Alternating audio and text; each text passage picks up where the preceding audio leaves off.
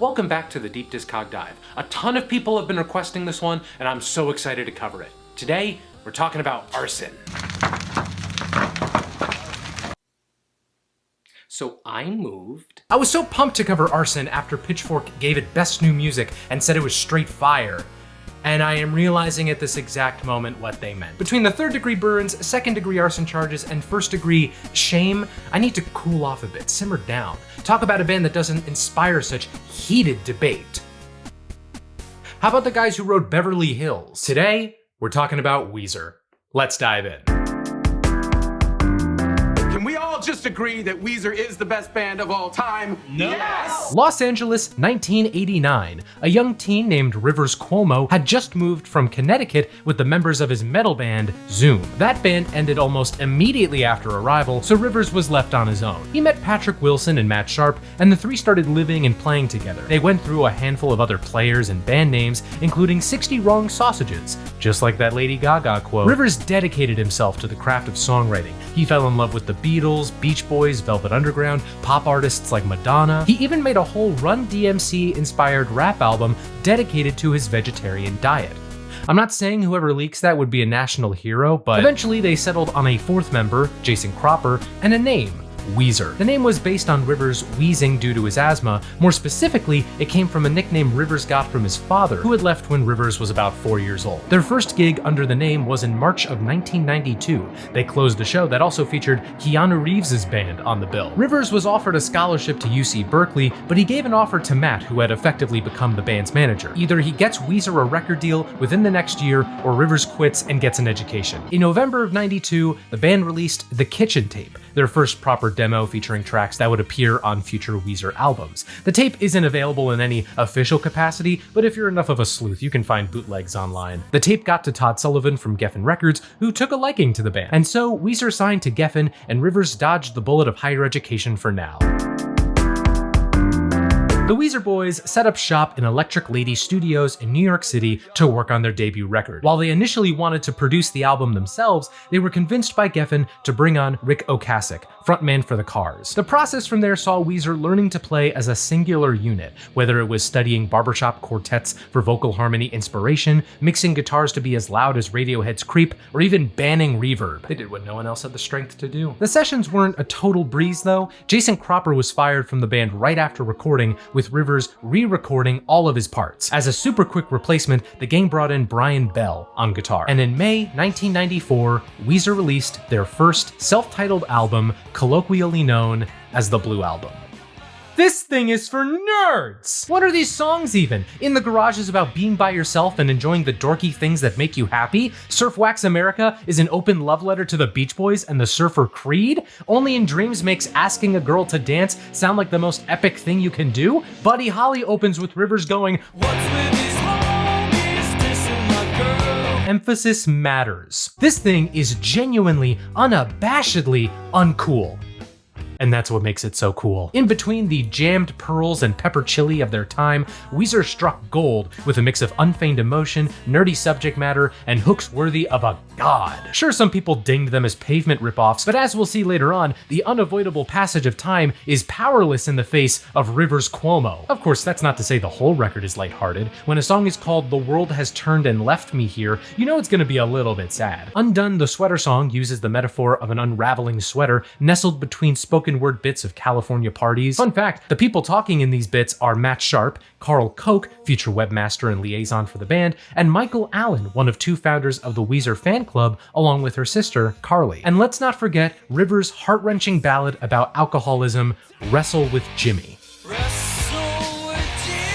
What do you mean that's not the song? So there's also this fan remix or something called "Say It Ain't So," and it's a really emotional song about the battles with alcohol that both Rivers' father and stepfather fought, and how that ate away at his young self. Easily the emotional high point of the record for me. To be honest, there's not much else to say about the Blue Album, but that's also kind of the beauty of this thing. It doesn't have any lofty ambitions or any larger statements on society. It's just cool dudes writing sick tunes. Either you think the album is fine and leave it at that, or you start a cult based on it. It's a record with memorable hooks and the emotional weight to back them up. It's also a record with a shadow that Weezer will spend the rest of their career living under. Well, along with another record.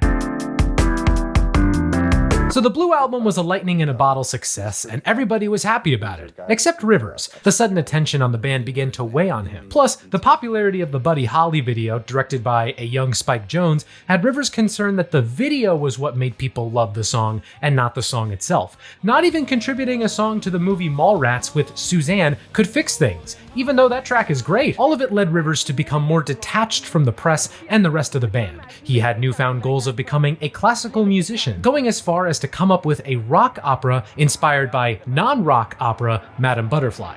The project, called Songs from the Black Hole, would have seen Weezer go in a more spacey, almost prog rock direction. If you want to hear what it would have sounded like, there are some great fan recreations made from demos between 1994 and 1996. I say would have sounded like because the project never officially released, in part because Matt Sharp would soon do basically the same vibe with his side project band, The Rentals, which at one point included Maya Rudolph. It was also in part because Rivers decided to go to Harvard to study classical composition. He even went through that classic Harvard hazing ritual, a painful surgery to correct his left leg being shorter than his right. The surgery left him with a severe limp, which made walking around campus difficult, along with a severe case of writer's block and seeing The Rentals blow up with the single Friends of P.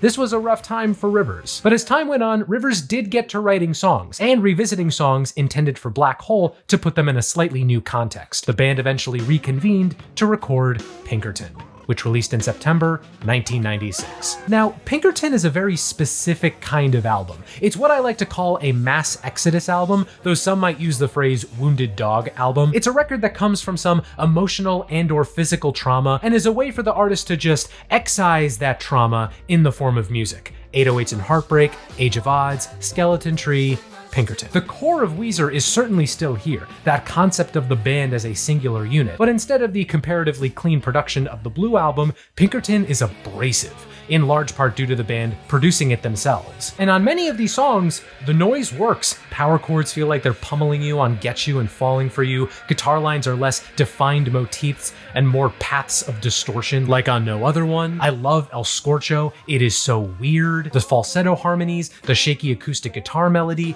the line where Rivers disses Green Day, maybe, I think. Yes, you would go to the Green Day concert. You said you never heard of them.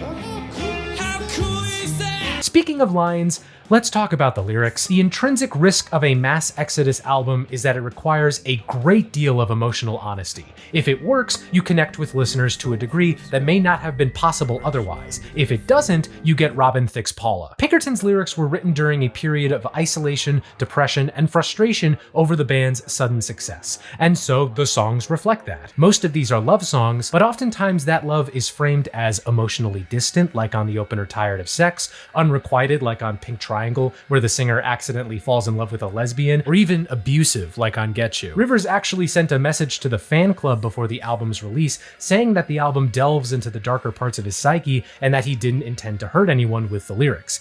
I'll let you decide what you think about the lyrics. For me personally, there are times where I can view these lyrics as external from Rivers, as like a third character or something, but then there's a song like Across the Sea where Rivers imagines a relationship with an 18-year-old Japanese fan who had written to him, or the opening line of El Scorcho. Goddamn, you have Japanese girls. I guess in total I did enjoy Pinkerton, but there's also a part of me that feels like I missed the boat on this album. One of the things I've often seen said about this record by its fans is, I loved this when I was younger. I didn't get around to this album until I was in college, so I don't have nostalgia for this record, and I think the emotional weight of Pinkerton just hits harder if you hear it as a young person. That said, if you're someone who came across this album and fell in love with it as an adult without that nostalgic connection, I'd love to hear your perspective in the comments. So alas, Pinkerton is good. It has some of Weezer's best songs from a compositional standpoint, but I would not personally start a cult over this album. A support group? Maybe, but not a cult. Somebody's hiding. The general response to Pinkerton was rough. Reviews were mediocre at best, the singles underperformed on the radio, it was even infamously voted one of the worst records of the year by Rolling Stone readers. The tour for Pinkerton was fairly successful, but not enough to shift public opinion. To make matters worse, in a genuinely tragic event, the Allen sisters died in a car accident on the way to a show. The band dedicated a later show to them with an acoustic performance of the non-album track, Michael and Carly, which is a great track and well worth checking out. After the tour, the band went on indefinite hiatus. Matt Sharp flew to Europe to work on the next Rentals album, Brian and Pat had side projects, Rivers dropped out of Harvard, but he stayed in New England and kept writing songs. He formed a new band called Homie, which helped him test out new material and see which songs would or wouldn't work in the Weezer extended universe. It's worth noting that, perhaps due to Pinkerton's poor response, Rivers' songwriting was becoming less personal and more about telling external stories. Speaking of things becoming external, in 1997, Matt Sharp left Weezer to focus solely on the Rentals and to take on a greater creative role after Rivers took over all songwriting duties for Weezer. Despite the tensions at the time, the band and Sharp have since been on good terms. The band did try to get back into playing and recording after Matt left. They brought on Mikey Welsh from Homie to play bass, and they did a few shows under the name Goat Punishment. The set lists were mostly covers of Nirvana and Oasis because, as we all know, goats hate all around the world. The choice in bands to cover was Rivers. He spent time analyzing both bands, believing he could create a songwriting machine by understanding their formulas. Was he successful? Well, he wrote 121 songs by the end of 1999, so jury's out. With a whole bunch of songs to work with, the band started playing more live shows in 2000, including a few at Warped Tour, and the turnout from fans was huge. Now, this can be attributed to the early internet, with fans using it as a way to share demos and live bootlegs, but it was also because something terrifying was happening. People started liking Pinkerton. You may already know this, but Pinkerton has seen one hell of a reappraisal since '96. What was once considered one of the worst records of its year is now seen as one of two high points in Weezer's catalog and a seminal album in second wave emo. So with all this goodwill and interest towards the band, everything was in place for their triumphant comeback. So what did they come back with? Well, a Christmas EP in 2000. But then, the Green Album was released in May 2001, and if you were someone who wanted to see Weezer return to their blue roots after Pinkerton, then glory be to Weezer on high, this was the perfect record for you. After meeting with a bunch of producers, the gang settled on, once again, Rick Ocasek as main producer. With his help, the Green Album shows Weezer back in the lane that led them to huge success. And wow, they really do stay in that lane and just not move from it in the slightest. Yeah, while the Green Album is a return to form, it doesn't go anywhere from form. It can feel like a formality at times. Like, yeah, Rivers is singing words, but the topics on here are so basic and explored no further than the surface level. There are guitar solos, but they're just the main vocal melody on guitar. I don't think it's bad by any means, and if you wanted Blue Era Weezer back, then you sure got them back, albeit with a different hex code. And I understand the response to Pinkerton helped lead to a major shift in the band's songwriting, but even Blue had moments where it just hit you in the gut, and there's not much on Green that compares. I've never been a huge fan of lead single Hash Pipe, but Island in the Sun was the first Weezer song I remember hearing, so consider me a victim of nostalgia. I have those heh-hehs seared into my brain. I liked Photograph and Don't Let Go well enough, but outside of a few highlights, I just don't have any strong feelings towards this album. I'm not like, oh yeah, you know what I'm gonna play at my wedding? Crab. The Green Album is less successful as a singular piece of music and more successful as a comforting reminder to fans and the public. It showed that, yes, Weezer was still Weezer and could still write music like Weezer. After filming the first video for Island in the Sun, Mikey Welsh was hospitalized under unknown circumstances. The exact details of what happened next are hazy, but long story short, the band brought in Scott Schreiner as a temp replacement, which soon became permanent. Following Schreiner and the success of the Green Album, Rivers' ambitions for Weezer went to a whole new level. For the band's next record, he sought to workshop songs with fans through a message board. The guys would record a song, post it online, and get feedback from fans. While the process started out successfully, the relationship between Weezer and fans would soon turn sour. Rivers felt like fans disliked any new songs and only enjoyed the old tunes. Weezer and their fans will not find themselves at odds ever again. My daily affirmations are getting weirder and weirder. But even with that frustration, fan feedback played a huge part in this new record. Fans even picked the name, Maladroit, which would come out in May 2002. And if this is what a Weezer album with fan input looks like, I don't know, maybe they should do it more. Maladroit is often considered one of the more underrated albums in Weezer's catalog, so allow me to speak my truth. This is the most underrated album in Weezer's catalog. This one sees Weezer return to a harder sound, but not abrasive like Pinkerton necessarily. In fact, the band takes sonic cues from Rivers' heavy metal days. Songs like American Gigolo, Dope Nose, Slob, Take Control have some of the most arena-ready hooks of any Weezer record so far. I really love Keep Fishin'. I find myself humming that little guitar line all the time. Plus, for the music video, it's so nice to see Weezer lifting up smaller acts like these felt animals. I believe they're called the Fraggles. Yeah, in total, I really enjoyed Maladroit. The hooks and performances, in my opinion, can often stand up next to the Blue album, and the lyrics don't make me feel like I'm being put on a list like Pinkerton's did sometimes. If you haven't heard it and you're at all a fan of Weezer, check it out. Not long after Maladroit Maladropped, Weezer began uploading more demos to test out where the next record could go. These tracks, known as the Album 5 demos, were predominantly built around keyboards and synths. Take a guess as to what fans thought of them. Rivers' frustrations with public expectations certainly hit a peak around this time, plus he began smoking and drinking. But who do we all turn to when we find ourselves at a low point? Rick Rubin. Rick turned Rivers onto meditation, Vipassana specifically. The practice of meditation was a major turning point for Rivers, both as a person and songwriter. And so, with Rick Rubin as producer, the band scrapped the pre-existing demos and whipped up a bunch of new songs. Not only did these songs incorporate more input from the other bandmates, but Rivers' lyrics were more personal than what we had gotten on the past two albums. The band's fifth outing, Make Believe, was released in May 2005. It's now time for me to introduce a core commandment of the Weezer fandom, a question that has driven its disciples and various historians to madness. When did Weezer get bad? The answers to this given question can vary wildly. Maybe you think Weezer went bad after Matt Sharp left. Maybe it was some other record later down the line. Maybe you thought they were never good to begin with. But in all my research, if there's any record that represents that point where Weezer could officially do wrong, it's Make Believe. And more specifically, it's the album's lead single.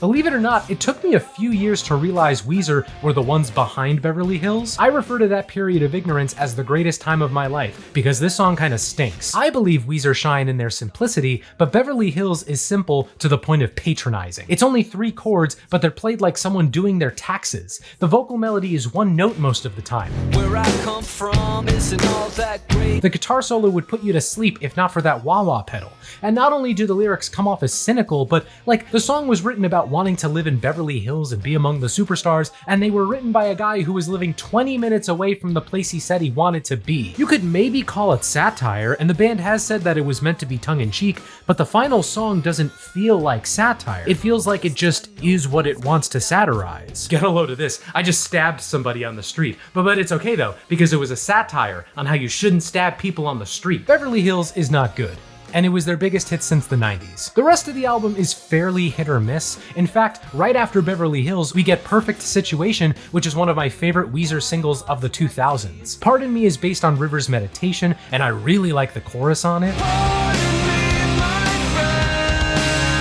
This Is Such a Pity has some new wave synths sprinkled on it. It makes me think of what could have been if Weezer had kept working on the Album 5 demos. We Are All on Drugs, well thanks Narc, is pretty silly, but it's catchy enough to keep the cringe at bay. The rest just doesn't leave any impression. Though, fun fact, My Best Friend was planned to be on the Shrek 2 soundtrack, but was replaced by Accidentally in Love by the Counting Crows.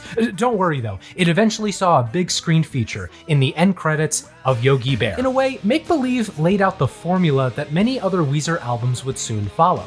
A handful of good tracks and a few outright stinkers in between a bunch of meh. So say what you want about this album, like how it's not all that good, but in one sense, it's a trailblazer. Living in Beverly Hills.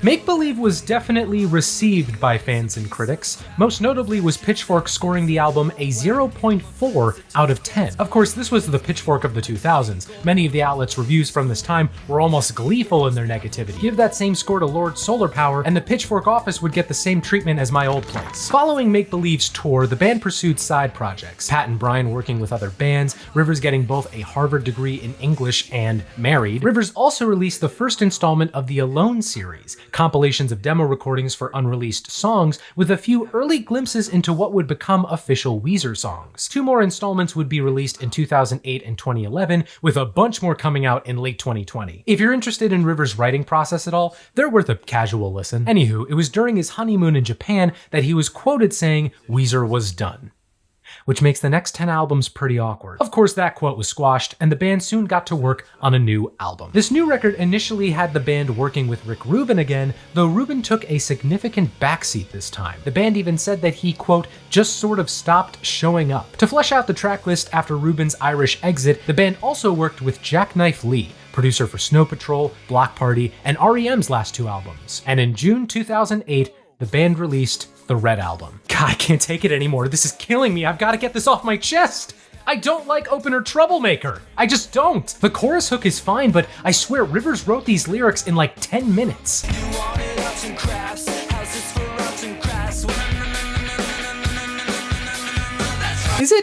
Is that right? I do like the other single, Pork and Beans, though that's in part because of its music video, which featured the best internet stars of the mid-2000s. I mean, we can laugh now, and also then, about Weezer partnering with Tay Zunday, the Numa Numa guy, the Evolution of Dance guy, but also kudos to them for recognizing the value of memes and online personalities. It makes the song's message of being yourself against all opposition resonate more. Once again, the rest of the album varies. The Greatest Man That Ever Lived is one of Weezer's most adventurous tracks in terms of structure, and it's great because of it. I also like how 3 of the last 4 songs feature Brian, Patrick, and Scott on vocals, Automatic especially. I would not mind seeing the other guys sing on a track or 2 again. But that said, songs like Heart Songs and Everybody Get Dangerous are on here, so maybe this album is an affront to God? Despite the welcome experimentation, we have another mixed bag of a Weezer album. Some great moments, some unremarkable songs, and some arts and crafts.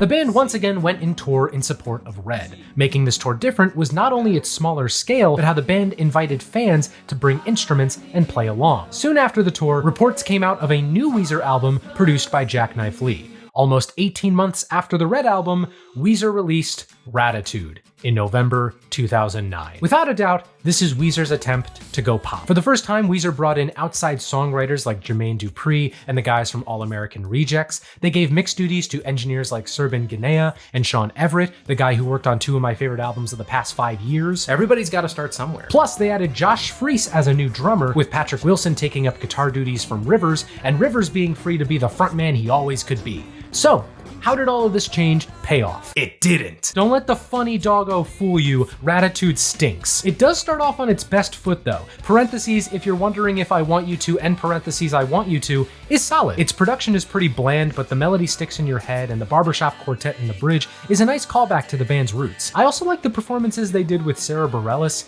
Part of me wishes she was on the studio version. And after that track, whereas the past few Weezer albums could feel lighthearted and tongue-in-cheek, Raditude feels juvenile. The chorus on I'm Your Daddy was inspired by Rivers taking care of his sick daughter, but the rest of the song isn't about that. It's about a cute girl, so that's great. Speaking of which, Raditude has some Hall of Fame lyrical clunkers. I told you that you would put on some weight. You went out with somebody named Kevin Gray. What? I will wait for tomorrow if you're tired. What?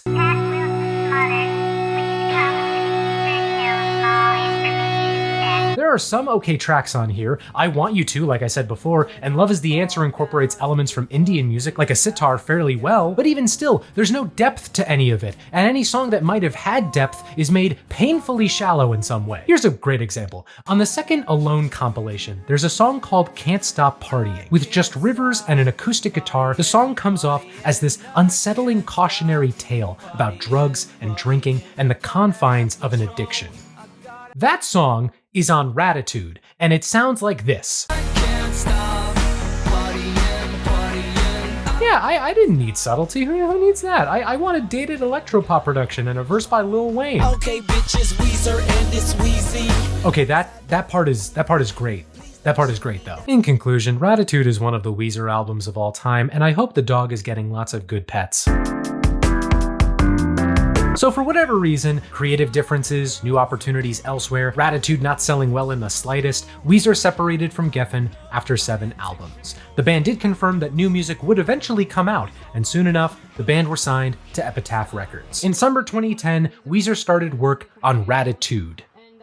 Okay, that's not the actual name, but like that would have been great, right? Instead, they released Hurley just a few months later in September 2010. I don't know, the fact that this one came out less than a year after the last one makes Hurley come off as a quick course correction. It's like Weezer said, we know we caused immeasurable pain with tripping down the freeway, and we're sorry. Let's put this another way. You may have noticed the album cover is of actor Jorge Garcia, and the album is named after his character from Lost. Wouldn't it be great if I explained to you why the band chose to honor Jorge like this?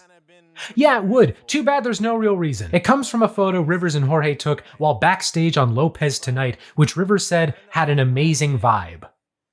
That's it. Hey, I've seen worse course corrections in my day, and Hurley is a mild return to form. The band once again brought in outside songwriters, but this time they've got guys like Dan Wilson from Semisonic, Rick Knowles who worked on You Get What You Give by the New Radicals, Linda Perry who did the Hey, Hey, Hey song. I wouldn't be scared if they came up to me in a dark alley, but they make more sense writing songs for Weezer than the outside songwriters on Raditude. In terms of opening impressions, Hurley starts out strong with Memories, though in all sincerity, the first time I heard this song was when Weezer collabed with the Gregory Brothers, and I've always been partial to that version over the original. I can't change who I am, I can only hate it. The choruses on Ruling Me and Trainwrecks are great, especially Trainwrecks. It captures a sort of anthemic wanderlust and a love between two imperfect people. Great track. There are other highlights. I like the other single Hang On, and the overblown distortion on the closer Time Flies. I should also mention Where's My Sex? No, Rivers, you're not taking mine again. We are now 2 in a row for Weezer albums with songs inspired by Rivers' daughter. This time how she would mispronounce socks as sex. Though truthfully, if I had to pick between Where's My Sex and I'm Your Daddy, I would definitely question the life choices that led me to those options. As a whole, Hurley is fine, and that's kinda it. Not horrible by any means, but just like Hurley, it can feel like the band is lost. Is Hurley lost in that show? I don't know, I've never watched it. Shortly after Hurley, Weezer released a compilation of unreleased songs called Death to False Metal. A nice, if inessential, compilation of tracks ranging from throughout the band's history, including a cover of Tony Braxton's Unbreak My Heart. Along with False Metal and the usual tour, Weezer opted to use YouTube again as a promotional venue. They collaborated with popular YouTubers at the time, including the Gregory Brothers, Key of Awesome, The Annoying Orange, your favorite Martian frontman Ray William Johnson, and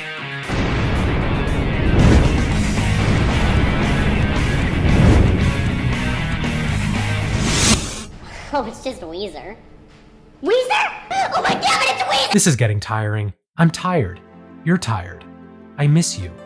What's going on? Fans and critics were getting frustrated with Weezer's output, and while Hurley was an improvement, it was just one bright spot in a string of letdowns. Not to mention, the band were betrayed by those same artists they had helped lift up in the Keep Fishin' video. In 2011, Weezer guested on a cover of Rainbow Connection with Hayley Williams for an album called Muppets, The Green Album? They just stole the album name! The Muppets are going to jail. Maybe it was because of that downward trend that Weezer decided to take their time with this next record and really give the songs a chance to grow and develop. By the end of their recording sessions with the returning Rick Ocasek, the band had written over 200 songs with the intent of harkening back to a time when fine gents would verbally combat their female companion. In October 2014, Everything Will Be Alright in the End was released. Remember how I said Hurley kind of felt like a course correction?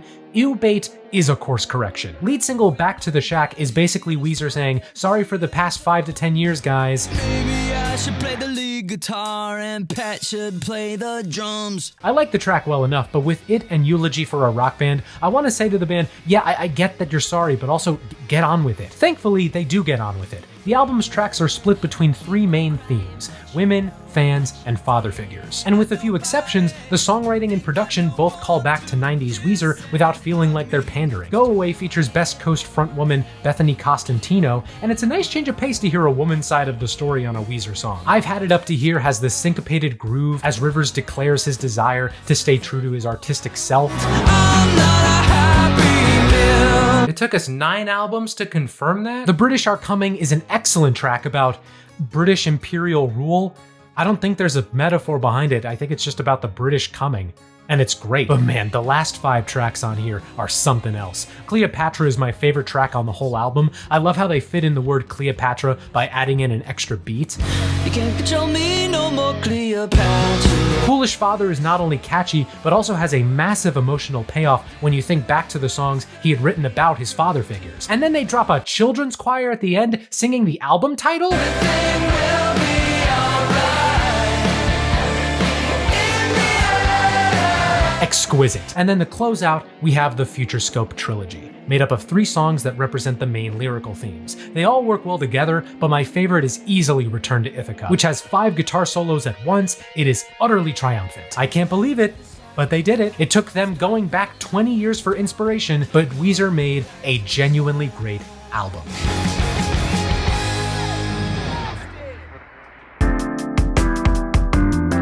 Everything was alright in the end, as Weezer saw a level of fan and critic praise that was absent for, depending on who you ask, a decade to ever. The band signed to a new deal with Crush Management, whose first suggestion to the band was, "You guys ever been to a beach?" So Weezer got to work on their Beach album, with Jake Sinclair serving as producer. The writing process was equal mixes freeform and restrictive.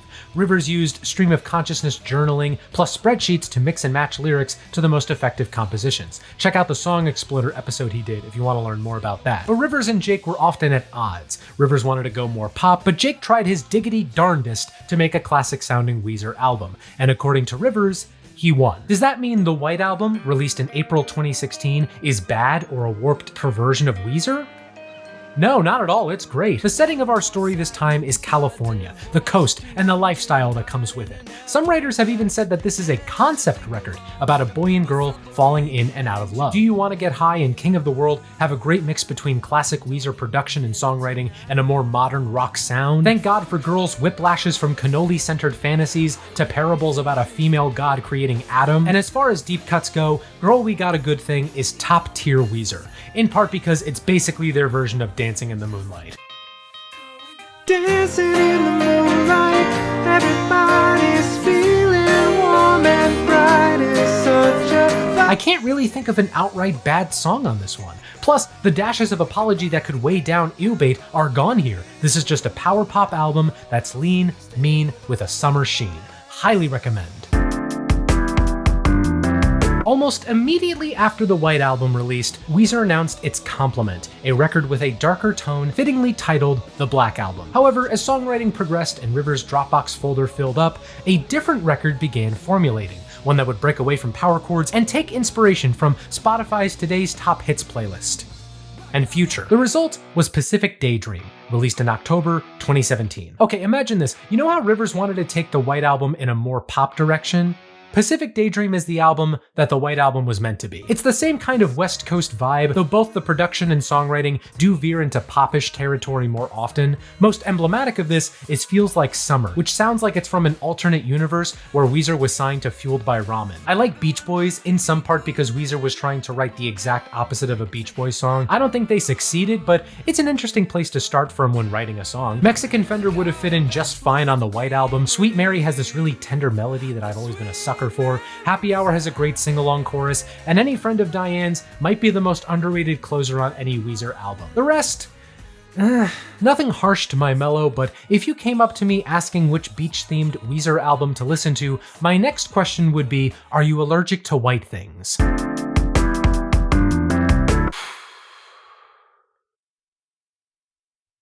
Okay, so in December 2017, an Ohioan teen named Mary Klim started a Twitter account with one sole purpose: to get Weezer to cover Africa by Toto. And so she tweeted at the band a lot. And eventually Patrick Wilson responded in a lighthearted manner. And then a few months later, after Mary's campaign had built up a ton of press, the band released their cover of Toto's Rosanna. Damn, that's right, young teen, you just got trolled by Rivers. Oh my god. And then they just made the Africa cover anyway. Yep, Weezer did the meme. They made a cover of Africa by Toto. And Toto even responded in kind with a cover of Weezer's Hashpipe. Weezer's Africa became the band's most popular song since the 2000s. What a cute little diversion. So anyway, after the Africa cover and 2 lead singles, Weezer released the much anticipated Black Album in March 20...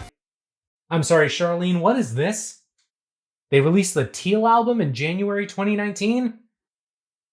Okay. So, being the savvy businessmen they are, Weezer decided to capitalize on the Africa buzz and make an entire covers album.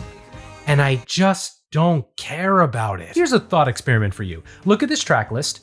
Okay, imagine Weezer playing these songs, and there you go, your imagination just filled in the blanks for this whole album. Sometimes there's a laugh to get out of it, like with their cover of TLC's No Scrubs or Michael Jackson's Billie Jean. But like, their cover of Everybody Wants to Rule the World isn't good because Weezer adds anything new to the song. No, it's good because Everybody Wants to Rule the World is a good song, and Weezer don't make any major changes to it, so it's still a good song. And that also applies to the reason this album exists in the first place, their cover of Africa. I didn't mention this before, but let me say, I don't care about this cover. It was a nice gesture from the band to listen to fan demand, but the cover adds nothing new to the original. Then again, I'm also personally a bit sick of Toto's Africa, so I might be in the minority there. Anyway, yeah, the by-the-books approach means you're not likely to come back to these songs unless you really like Weezer's performance or something. To be as blunt as I can, Weezer made an album of Glee covers.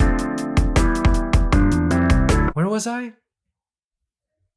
Oh yeah, after the Africa cover, 2 lead singles, and the Teal album, Weezer released the much anticipated Black album in March 2019. Here's something you haven't heard before. This one has some highlights, some baffling production decisions, and the rest is passable. I did like opener Can't Knock the Hustle. Dave Sitek from TV on the Radio is the main producer this time, and this song is the best showcase of what he adds to Weezer's sound. High as a Kite is also good. It's often considered by fans the best song on the record, and for good reasons. The production's great, the lyrics have a deeper and darker meaning than what's on the surface, it's in F major, what's not to love? And you know what?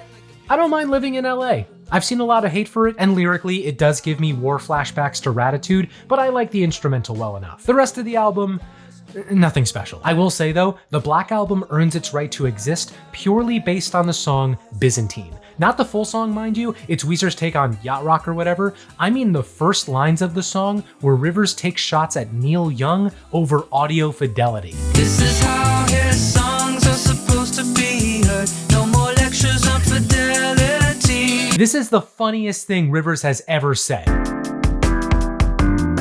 In case you weren't feeling betrayed by Weezer just yet, get a load of this. At the same time as Weezer was working on the past 3 albums, they were also developing an orchestral album, inspired by the record Nilsson Sings Newman. They started focusing more on this orchestral project after the Black album, however, it was put on pause when Weezer was offered a chance to tour with Fall Out Boy and that band that the El Scorcho girl had never heard of in 2020. Said tour was announced with an Anchorman parody and The Monster That Haunts My Dreams. As slotting an orchestra in between Basket Case and Sugar We're Going Down would feel a bit off, the band decided to first release an album of stadium rock bangers called Van Weezer, slated to come out in May 2020. However, when that one thing happened last year, Weezer postponed both albums and eventually decided to release the orchestral album first. With less than 2 weeks notice to the public, Weezer released OK Human in January 2021. I covered this one in a video earlier this year. I didn't care much for it, and I was very surprised to see that that was a controversial take. Revisiting it now,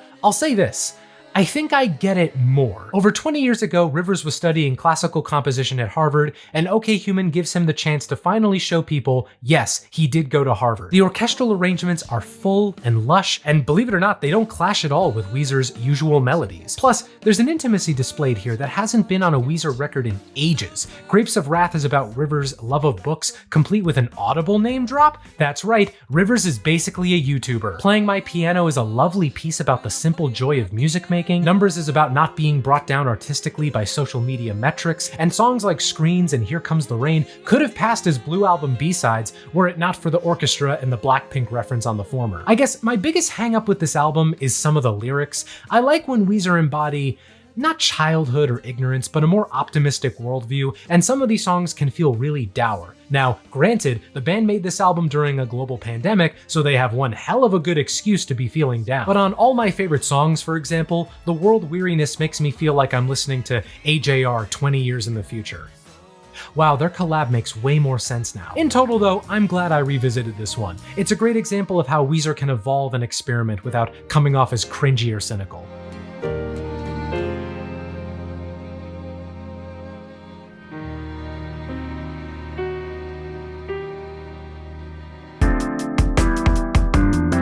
Less than 4 months after OK Human, Weezer dropped Van Weezer in May 2021, just as the rescheduled Hella Mega Tour kicked off. Like with OK Human, I appreciate this one more now with the added background. Knowing Rivers started out in heavy metal made my time with Van Weezer more rewarding. This is the closest thing to heavy metal Weezer has done since Maladroit, and the most tourable album they've made, if that makes sense. I listen to a song like I Need Some of That or Hero, and I can envision myself humming along to them at Meriwether Post Pavilion with a $12 beer. I really like End of the Game. It feels like an unearthed Van Halen song. In fact, in case the title didn't clue you in, this whole record is a sort of tribute to Van Halen. Eddie Van Halen specifically, since he passed away close to when this album came out. Blue Dream straight up lifts the hook from Ozzy Osbourne's Crazy Train. I don't know why, but I don't mind it. Precious Metal Girl took me by surprise at first. It's the only purely acoustic track on the album, and it's the closer, but I warmed up to it in time. It's a tender way to close things out. It's all a good time, even though the second half of the album can sag a bit. Plus, One More Hit has some especially cringy lyrics, but at this point, is that a surprise? I'd be more surprised if there wasn't at least one lyric on a Weezer album that made me embarrassed to listen to it in public with the volume all the way up in a chicken suit covered in pink slime. No offense, Tammy, but drink my blood. Weezer just finished up the US leg of the Hella Mega Tour, with the European leg coming up in 2022. They've also spoken about their next project, a quadruple album called Seasons. I would have personally gone with Weezins, but okay. I had asked when did Weezer get bad earlier on, but I want to close this out by asking an even broader question. Is Weezer a good band? I think a better question to ask is Weezer a serious band? To which I say, overall no. And that's not a bad thing. Music doesn't always have to be serious to be good. If there's any consistent factor in Weezer's entire discography, it's a dedication to finding good times and good vibes and trying to express them in the most concise, effective songwriting possible. When you look at Weezer like that, their discography looks less like two perfect albums and a lot of mixed bags, and more like a body of work that's consistent in its goal, yet inconsistent in quality, with one total left turn that set up a completely different level of expectations for the band. If you want to get into Weezer, yeah, the Blue Album and Pinkerton should be your starting point, just to say that you've heard them. And in terms of the later records that I enjoyed the most, I'd say Maladroit, Everything Will Be Alright in the End, White Album, and OK Human and Van Weezer from this year. And if you have a favorite Weezer song, album, related thing, I would love to know what it is in the comments.